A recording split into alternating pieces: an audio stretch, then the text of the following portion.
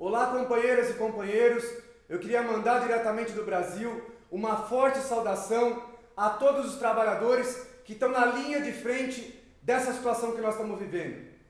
Queria fazer uma saudação às minhas companheiras do Hospital Universitário, na Universidade de São Paulo, que fizeram nessa semana uma importante manifestação em defesa da vida dos trabalhadores. E saudar também todos que estão acompanhando a gente nesse ato. Nesse momento, nós estamos atravessando aqui no Brasil uma enorme crise política com esse governo ultra-reacionário do Jair Bolsonaro. Ele é um capacho do Donald Trump que odeia as mulheres, os negros, os LGBTs e todos os trabalhadores. Quando começou a pandemia, o Bolsonaro disse que o brasileiro podia mergulhar no esgoto que não aconteceria nada. Isso num país onde mais de 30 milhões de pessoas não têm acesso sequer à água potável e onde a maioria dos negros são os que mais morrem em decorrência dessa pandemia. Para sustentar essa voz da ditadura, o Bolsonaro tem o apoio do general Mourão, o seu vice, que há poucos dias fez uma declaração saudando o golpe militar de 64, um golpe que significou milhares de mortos, torturados e desaparecidos no nosso país. Tem também o apoio dos militares que fizeram intervenção no Rio de Janeiro, aumentando o assassinato contra o povo pobre nas nossas favelas. Tem o apoio do Paulo Guedes, uma figura ultra-neoliberal que preparou cada uma das reformas antioperárias para descarregar essa crise nas costas da nossa classe. Na última semana, nós vimos o Sérgio Moro saindo do governo, um juiz que esteve à frente da Operação Lava Jato, que foi treinado pela Secretaria de Segurança dos Estados Unidos, que foi um dos pilares do golpe institucional de 2016. Um golpe que tirou a Dilma Rousseff do governo para colocar um outro governo no seu lugar que atacasse os trabalhadores de uma maneira ainda mais dura. O Sérgio Moro foi uma figura que teve um papel emblemático na prisão arbitrária do ex-presidente Lula. Esse representante do golpismo, que agora está fora do governo, quer aparecer como se fosse parte das instituições do regime no nosso país, que mesmo mantendo toda a agenda de ataques contra os trabalhadores, dizem cinicamente agora que seriam sensatos diante dessa crise. E frente a isso nós precisamos gritar: nenhuma confiança no Congresso Nacional, no Judiciário e nos governadores antioperários. Mas nesse momento também, de tantos ataques e mazelas à nossa classe, nós precisamos nos perguntar o que estão fazendo as grandes centrais sindicais. Estão em quarentena, tranquilas nas suas casas, ou assinando os ataques contra os trabalhadores. Hoje, inclusive no 1º de maio, estão dividindo o palanque com políticos burgueses, que são inimigos da nossa classe. Por isso, mais do que nunca, nós precisamos retomar os sindicatos para a mão da classe trabalhadora e impedir que essa burocracia vendida atrapalhe a nossa organização e a nossa unidade. Nós precisamos defender os trabalhadores precários, os terceirizados, os informais, essa juventude que está deixando a sua vida 12 horas por dia em cima de uma bicicleta. Precisamos defender os nossos irmãos imigrantes que estão sendo humilhados ou mortos nas fronteiras, como acontece na fronteira da Venezuela, aqui no Brasil.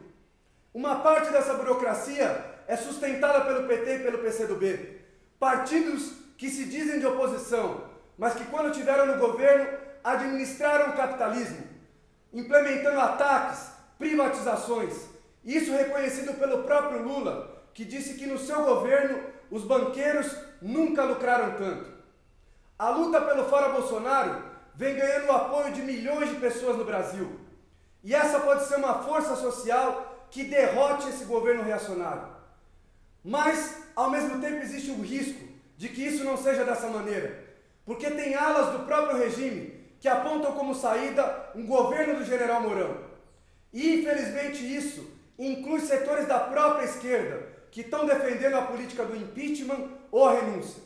Por isso, nesse momento, os trabalhadores aqui no Brasil têm que gritar com todas as forças: fora Bolsonaro, Mourão e os militares. Nesse sentido, nós fazemos um chamado também ao Bloco de Esquerda do PSOL, ao PSTU e a todas as organizações que se reivindicam revolucionárias e socialistas, para que a gente coloque em pé um forte bloco da esquerda que aponte uma alternativa para derrubar o Bolsonaro, mas que não deixe a nossa classe no colo do Mourão. Isso é mais importante ainda no momento em que o PT já mostrou que quer salvar esse regime, que aponta como única alternativa que o próprio PT volte para o governo em 2022, ou inclusive abrindo caminho para o Mourão ao defender a política do impeachment sem fazer nenhum questionamento ao regime totalmente antidemocrático e autoritário que nós vivemos no nosso país. Por isso, para nós não se trata somente de mudar um governo ou outro. É necessário botar abaixo esse regime. E para isso, não tem outra alternativa que não seja que o próprio povo possa decidir o seu futuro. Então, se a gente grita, fora Bolsonaro, fora Mourão, nós precisamos lutar também por uma Assembleia Constituinte que seja livre e soberana, que possa debater todos os grandes problemas do nosso país e tomar decisões a favor da maioria dos explorados.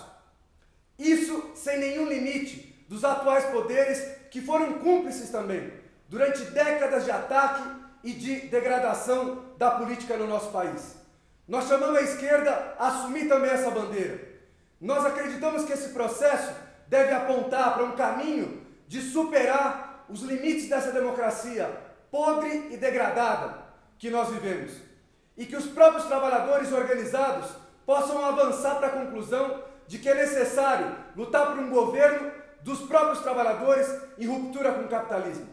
Do contrário, nós vamos continuar entregando a nossa vida nas mãos dessa miséria capitalista. Ou então vamos ser obrigados a ouvir miseráveis como Bolsonaro, que usam o nome da Marielle para defender o que querem. Não falem da Marielle. Nós vamos lutar até o final por justiça e para que todos os responsáveis sejam punidos. A Marielle é um símbolo da luta das mulheres negras no nosso país. Um país onde as mulheres negras recebem 60% a menos do que um homem branco. Isso é uma prova da herança escravocrata do Brasil e de que o racismo continua servindo para o próprio capitalismo. Mas nesse 1º de maio, nós queremos relembrar também a nossa história de luta, dos que se levantaram com os quilombos contra os senhores de escravos, que fizeram a primeira revolução negra na história, no Haiti. Como Karl Marx dizia, o trabalho de pele branca não pode se emancipar, onde o trabalho de pele negra é marcado a ferro. Por isso, nós lutamos pela unidade dos trabalhadores, negros e brancos. E com centenas de trabalhadores nós viemos organizando, nos locais de trabalho, comitês do Esquerda Diário, com o qual nós estamos chegando em milhões de pessoas com uma voz para que sejam os capitalistas que paguem por essa crise. Esses são alguns dos passos que a gente vem dando, no sentido de batalhar pela construção de um partido revolucionário, internacionalista, que lute pela reconstrução da Quarta Internacional.